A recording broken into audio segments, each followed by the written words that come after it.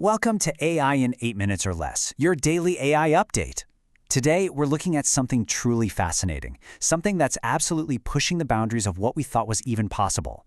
We're going to explore how a decentralized network is completely automating the search for life-changing drugs. I mean, imagine a world where artificial intelligence doesn't just, write emails or generate pretty images, but actually designs real-world therapeutics and then directly instructs robotic labs to build them. It sounds like science fiction, right? But that is exactly what is happening right now on Bittensor's Nova subnet. Here is our roadmap for today's explainer. We're going to start with the mind-bending science, the drug discovery bottleneck, how AI meets robotic labs, this crazy 65x faster algorithm search, and tiny AI therapeutics called nanobodies.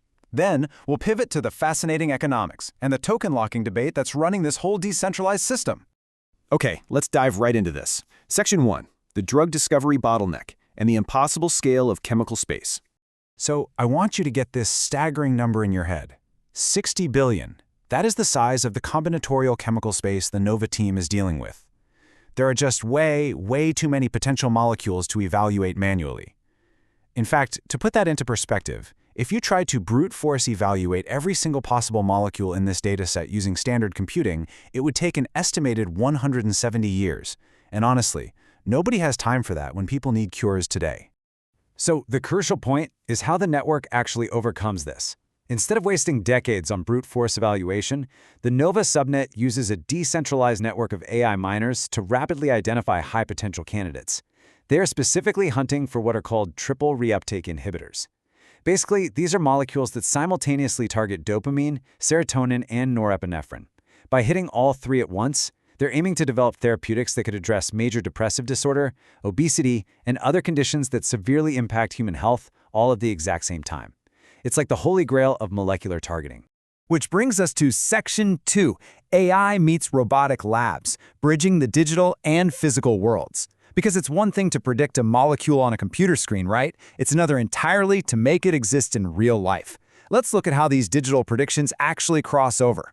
The AI pipeline runs through three major steps. First, the miners rapidly filter those 60 billion molecules down to a much more manageable 3.3 million. Step 2 is where they predict admit properties. So basically checking if the compound absorbs well, gets to the brain, and, isn't highly toxic. But step 3 is where the real magic happens, the pharmacophoric geometric check. Think of it like a giant, highly complex geometric key. The AI has to ensure this one single molecule perfectly fits into three entirely separate chemical locks, the dopamine, serotonin, and norepinephrine receptors, all at exactly the same time. And once that perfect key is found, what happens next is just incredible. Through a partnership with a company called OnePot, the AI directly hands off its perfectly filtered molecules to an automated robot lab. Yes, literally an army of physical robots integrated with AI agents takes the digital blueprint and actually synthesizes the chemical compound in the real world. It dramatically speeds up the entire iteration cycle. And this brilliantly illustrates the power of open source competition. Section 3, 65x faster algorithm search, and the blueprint subnet efficiency. So the industry standard for searching these massive chemical spaces is a method called Thompson sampling. But because this network incentivizes open source innovation, the miners completely shattered this benchmark. We're talking about AI miners achieving a median efficiency speedup 65 times faster than standard Thompson sampling. To put that in perspective, operating 65 times faster is essentially the equivalent of operating with 65 times the funding. It's an absolute game changer, allowing them to find high-scoring molecules at a totally unprecedented rate. All right, let's shift gears to their newest challenge. Section 4, nanobodies, tiny AI therapeutics, and engineering the immune system. We are talking about designing entirely new proteins from scratch. So, a nanobody is essentially a small, single heavy-chain antibody derived from camelids. And yes, I literally mean llamas. It folds on its own and easily absorbs into human tissue. It's incredibly stable. So, with a bit of irony, we are basically relying on the llama immune system, enhanced by decentralized artificial intelligence, to create the next generation of human therapeutics. You really can't make this stuff up. But the AI isn't just generating random strings of text here. Every single generated design has to pass some incredibly strict biological plausibility filters. It has to act like a camelid immune response, but be human-like enough that our own bodies won't attack it. It obviously can't be toxic, and it absolutely must independently fold into a highly stable 3D shape. If the chimera sequence passes that entire gauntlet, it's sent to a lab to be physically tested. And amazingly, the network's AI converged on a winning genetic germline in just 4 weeks. 4 weeks! But as you might guess, running a massive system like this requires some complex crypto-economic governance. Let's hit Section 5, the token locking debate, and the growing pains of decentralized governance. Let's pivot to the human element for a second. Recently, a proposed upgrade called Conviction Mode hit the testnet. This upgrade is designed to manage how Subnet founders hold and sell their network tokens.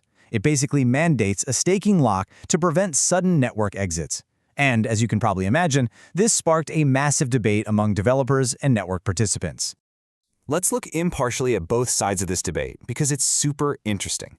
On the pro-conviction side, supporters argue that locking tokens protects everyday investors from sudden, massive sell-offs, often called rugging, by the founders. They point out that a 21-day unlock period gives the market fair warning, and that, hey, this aligns perfectly with standard equity vesting in traditional tech companies anyway.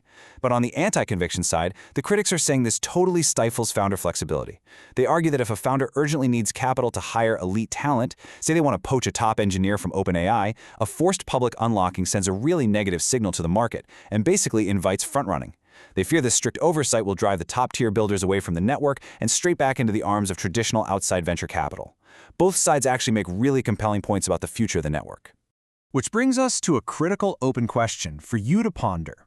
As decentralized AI networks continue to scale, how do they balance protecting everyday investors with unleashing the raw, competitive speed the founders need to build world-changing tech?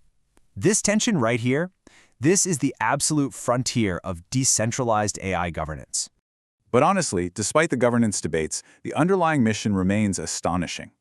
To quote the Nova team directly, they are working towards a world where everything's automated end-to-end, and it's just the AI ordering things to robots. Think about that for a second. That is a massive paradigm shift in how we approach human health and discovery. As AI transitions from simply generating text on our screens to actually generating physical, real-world cures, we have to ask, are we ready to hand the keys of chemical creation over to decentralized networks? If you enjoyed this, subscribe to AI in 8 minutes and never miss what matters.